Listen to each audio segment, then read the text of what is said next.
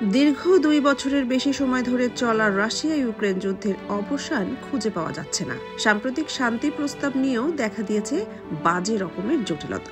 অনড় অবস্থানে ইউক্রেনের প্রেসিডেন্ট ভলোদিমির জেলেনস্কি, অন্যদিকে রুশ প্রেসিডেন্ট পুতিনও দিয়েছেন কঠিন শর্ত। এতে অনেক বিশ্লেষক আশঙ্কা করছেন ভেস্তে যেতে পারে এই শান্তি চুক্তির প্রক্রিয়া।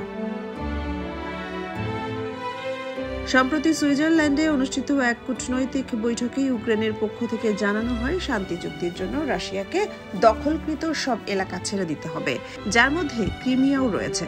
জেলেনস্কির দাবি, সার্বভৌম ভূখণ্ডের 1 ইঞ্চিও ছাড় দেওয়া হবে না। যুদ্ধ শেষ হলেও ন্যায় বিচার নিশ্চিত করতে হবে।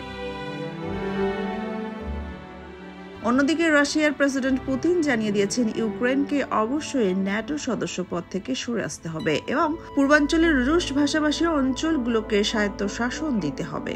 শুধু তাই নয়, রাশিয়ার উপর পশ্চিমা নিষেধাজ্ঞা তুলে নেওয়ার নিশ্চয়তাও চাইছেন পুতিন। যুক্তরাষ্ট্র, ইউরোপীয় ইউনিয়ন জেলেনস্কির দাবির প্রতি সমর্থন জানালেও তারা গোপনে কূটনৈতিক চাপ দিচ্ছে যাতে উভয় পক্ষ কিছুটা নমনীয় হয়। অপরদিকে চীন, ব্রাজিল ও তুরস্ক 3 দেশেই মধ্যস্থতার আগ্রহ দেখিয়েছে, তবে তা শর্ত সাপেক্ষে। রাজনৈতিক বিশ্লেষকরা বলছেন, দুই নেতা নিজেদের অবস্থান থেকে সরতে না চাইলে যুদ্ধবিরতি বা শান্তি চুক্তি সম্ভব নয়, বরং যুদ্ধ দীর্ঘায়িত হয়ে মানবিক সংকট আরো তীব্র হবে। ইতিমধ্যে শীত মৌসুমের আগে উভয় পক্ষই সামরিক প্রস্তুতি বাড়াচ্ছে, যা সংঘাত আরো গভীর হতে পারে।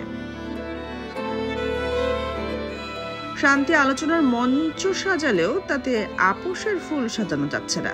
অনড় জেলেনস্কি আর কঠিন শর্তে পুতিন এই সমীকরণে যুদ্ধের অবসান এখনো অনিশ্চিত।